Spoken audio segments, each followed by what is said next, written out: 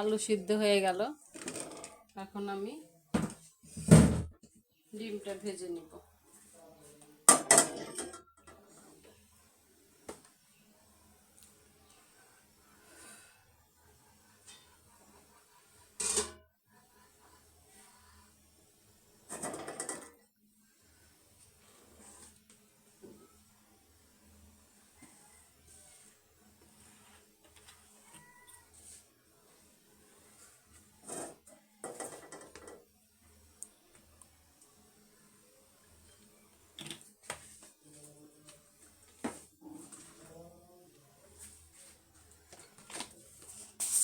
এখানে একটু সামান্য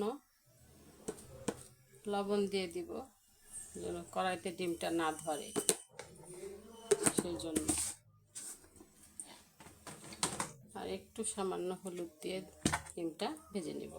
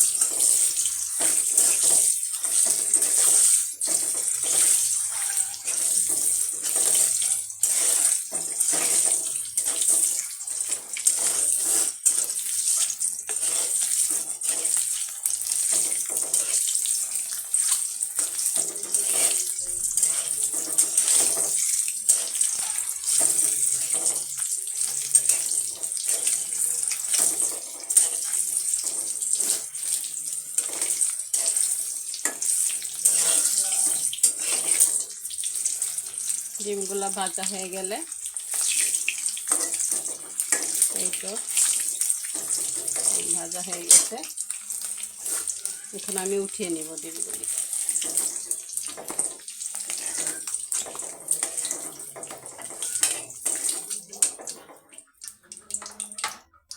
এবার এখানে পেঁয়াজ দিয়ে দিব।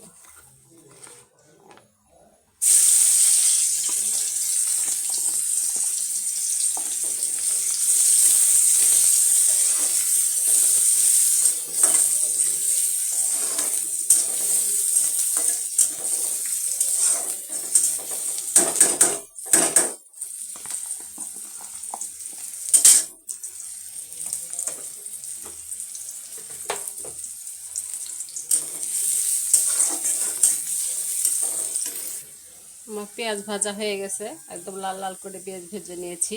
এখন আমি এখানে পানি দিলাম।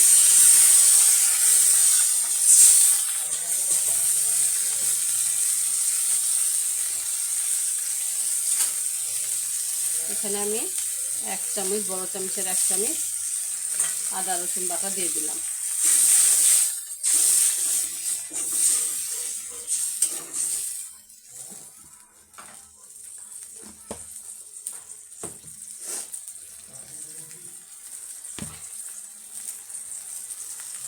আমি এতে 1/2 চামচের মতো হলুদ গুঁড়া দিলাম।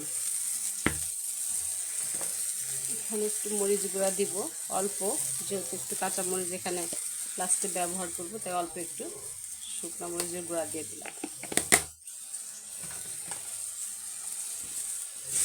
এবার আমি ভালো করে কষিয়ে নিব।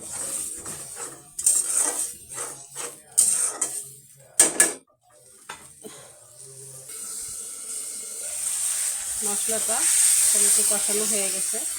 অফ ক্যামেরায় আমি 2বার ছেড়ে দিয়েছি। এখন তেল উঠে গেছে। এখন এখানে আলুগুলা দিয়ে দিব। আলুগুলা ভালোভাবে কষিয়ে নিব। যে আলুগুলা সিদ্ধ করে রাখছিলাম সেটা এখন এখানে দিলাম। এটা এখানে ভালো করে সিদ্ধ করে কষাই নিব, নিয়ে তারপরে আবার ফিরে আসছি। এই তো আমার কষানো মোটামুটি শেষ, পানি একদম কমে গেছে, কষিয়ে ফেলছি, কষানো হয়ে গেল। এখন এখানে একটু পানি দিয়ে দিব, ডিমগুলিও দিয়ে দিব। এই যে ডিমগুলি দিয়ে দিলাম।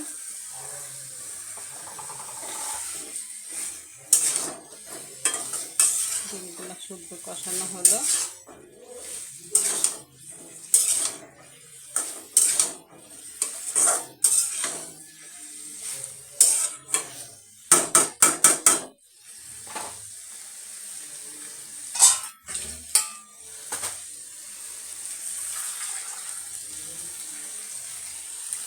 পানি দিয়ে দিলাম, খুব বেশি পানি দিব না, কারণ আলুটা সিদ্ধ করা আগে থেকেই, তাই বেশি পানি দেওয়ার প্রয়োজন মনে করি না। আর একটু সামান্য দিব, যেহেতু পানিটা শুকাই যাবে।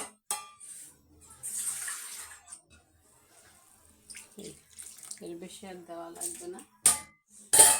এখন এখানে ঢেকে দিলাম।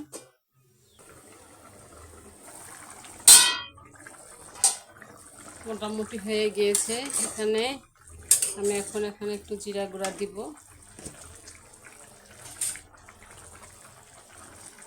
এই যে চামচ জিরা গুঁড়া দিয়ে দিলাম।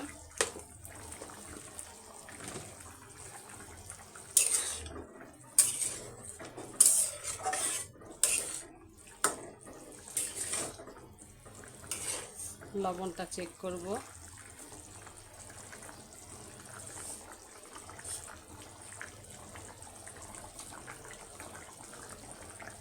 লবণটা ঠিক আছে,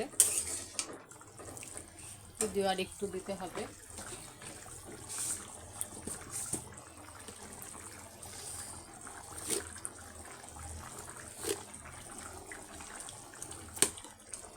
সামান্য লবণ দিলাম।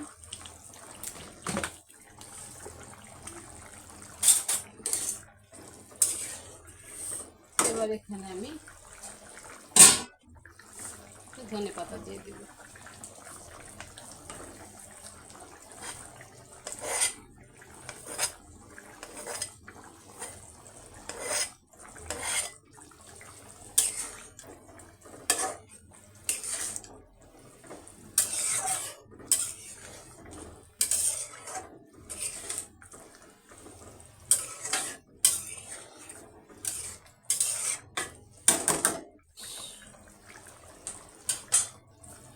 এই হয়ে গেল আমার ডিম আলুর তরকারি। দেওয়ার পর কিছুক্ষণ জাল দিয়ে নিলাম, ধনে পাতাটা আর এটা। এখন একটু সামান্য কাঁচামরিচ এখানে অ্যাড করব।